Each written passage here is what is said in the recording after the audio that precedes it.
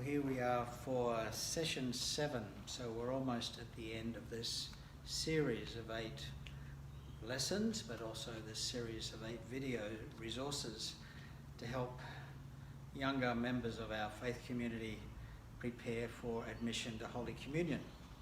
And this week we're focusing especially on the idea of communion, of sharing. So communion is the fancier word, but perhaps the more regular, everyday sense of the word is sharing. What I want us to do, we're using the chapel of the Epiphany, the chapel which celebrates God who is known amongst us and comes amongst us. And this is a quieter, more personal space up the front end of the cathedral. So I thought this would be a good place for us to be talking about communion, sharing, that intimate time we spend with God, with Jesus, in the company of each other as we come to communion, as we come to be fed and sustained at the table of Jesus.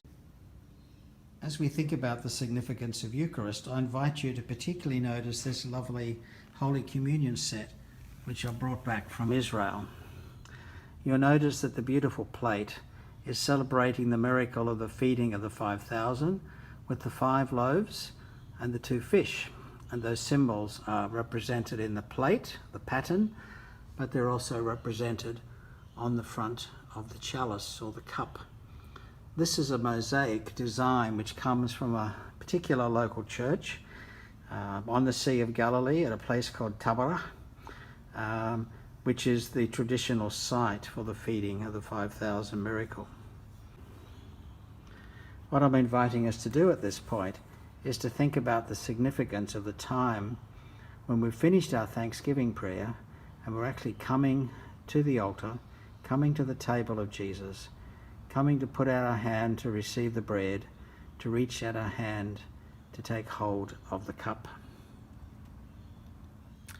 At the heart of this special time and at the heart of our Eucharist is of course the idea that we are having a meal with Jesus. 2,000 years ago, around the Sea of Galilee, that's exactly what the disciples did. They had lunch, they had meals with Jesus every day of the week. They'd stop by the side of the road, they'd break out the bread, they'd open a container of wine, and they'd share a meal together. After Easter, of course, Christians kept doing that. They continued to have the meal, they continued to take the bread and to take the wine, and they discovered that when they did that, Jesus was with them. They couldn't see him, he wasn't visible, but they sensed that he was with them. And so the Eucharist, and particularly this ritualized meal with the bread and the wine, is the distinctive and unique Christian way of worshipping. So when we come to the altar, when we come to the table of Jesus to make our communion, we come with a purpose. We might have somebody in particular that we want to remember and hold that person in our heart, in our prayers, as we make our communion. We may be praying for ourselves. There may be something in our life where we're seeking God's blessing. This is a reflective and a gentle moment as we wait in turn to approach the place where the communion is being served, sometimes at the altar rail, sometimes in what we call pilgrim position, as we line up to receive communion and move on more quickly. We're coming to a very quiet, special, private and intimate moment.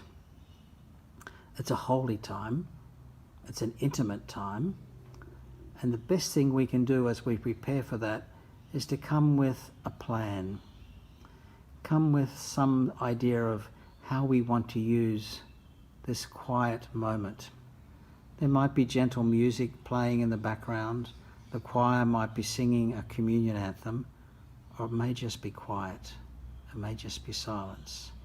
But we're coming to have a special moment of communion, encounter, and sharing with Jesus. We're putting out our hands to take the bread and the wine. we're asking Jesus to pour his life, to pour his energy, to pour his love into our lives. And we're saying, yes, Jesus, I can drink the cup that you drank. I can follow you. I can do this because I have your strength, your love, and your life inside me.